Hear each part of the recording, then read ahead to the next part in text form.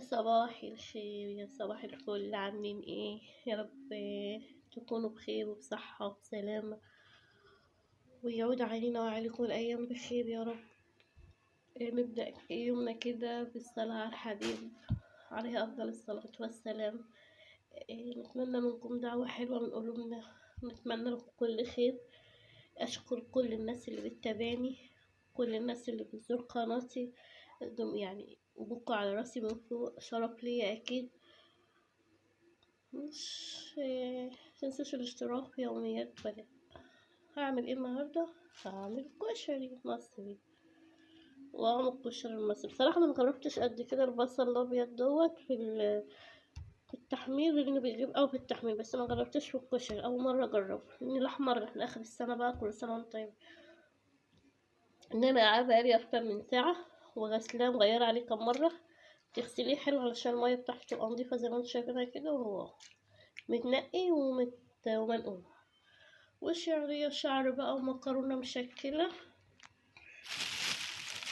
سايبة، مكرونة سايبة مشكلة، جايبة فيها سباكيتي، وجايبة فيها سوستة، وجايبة فيها خواتم وصغيرة مشكلة، بقول للست شكلها له وخلاص. وطبعا الأساسي معانا زيت، كمون، كزبرة، شطة، فلفل، بس الأساسي زيت يعني.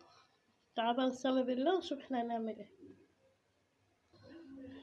كده انا بجهز البصل، دي معلقة نشا، وده دقيق، وده ملح.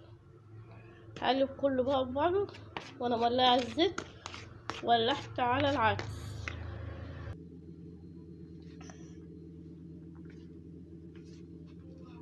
كده بقى بنقلب اهو، هنقلب البصل متكر حلو كده في الدقيق ديت مصر. اهز بقى الدقيق اللي هينزل من البصل عشان ما يحرقليش الزيت، لان انا هشتغل بالزيت كل حاجه، يعني انا هشتغل بالزيت الشعريه والصلصه ودقه التوم ودقه الشطه، كل ده بالزيت، فلازم ما يتحرقش معايا. اما هنخله هينزل لي الدقيق زياده اللي فيه. عندي الزيت ما شاء الله كتير اهو غزير، علشان خاطر البصل كله يبقى واخد لون واحد، بغض النظر عن البوتاجاز. البصل كله يبقى واخد لون واحد، مش واحده اتحرقت وواحده لسه مستوتش. وانا كده معايا العدس اللي مولع عليه ما شاء الله استوى معانا العدس. هزوده بقى ملح وكمون وكزبره.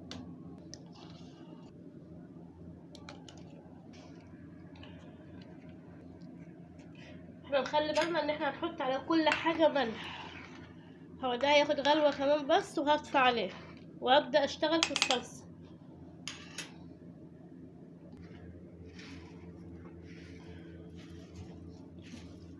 سامعين؟ الشيله خابقه يعني التومه كده. انا بحمر التومه اهو، بصفرها بس، ده الزيت اللي باقي من البصل اهو، هصفرها بس كده. هي ريحتها خلاص، هنزل عليها كده. انا بعد ما صفرت التومه نزلت عليها بالصلصه.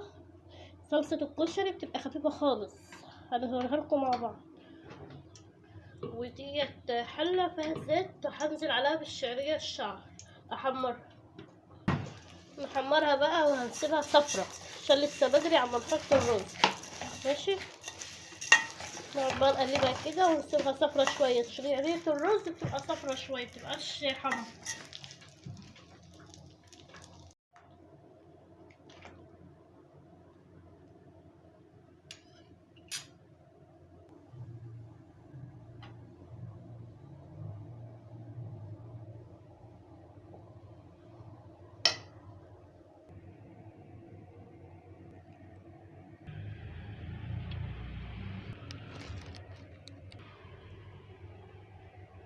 انا بعمل التومه يدوبك بس اشم ريحه التومه، هي ما تتحمرش ولا تصفر. اشم ريحه التومه هنزل عليها بالخل، وحوالي كوبايه ميه، كوبايتين ميه على الحسب. عامله توم قد ايه؟ انا عامله راس توم كبير، ومعايا 3 4 ليمونات علشان خاطر ان هي بتبقى الدقه مززه شويه. البهارات بتاعتها ملح وفلفل وكمون وكزبره. قيمة نص ربع كوباية خل كده.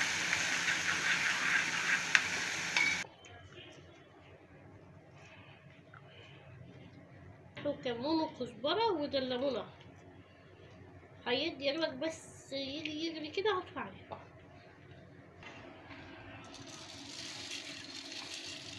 كده معايا الصلصه اتسبكت اهي.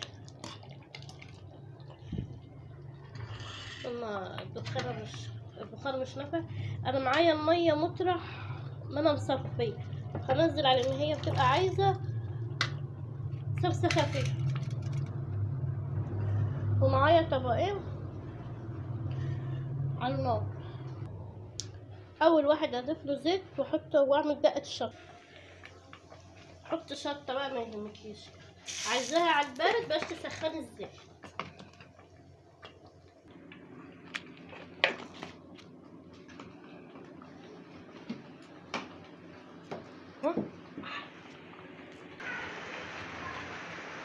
اللهم خيبا نفعا ورزقا وسعا وحبا يستعجب له اهل السماء والارض.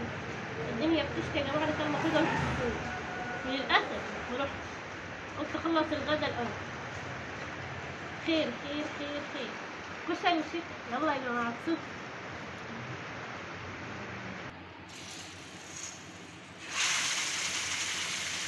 كده ولا كده. كده بقى انا هزودها كمون وكزبره وحبه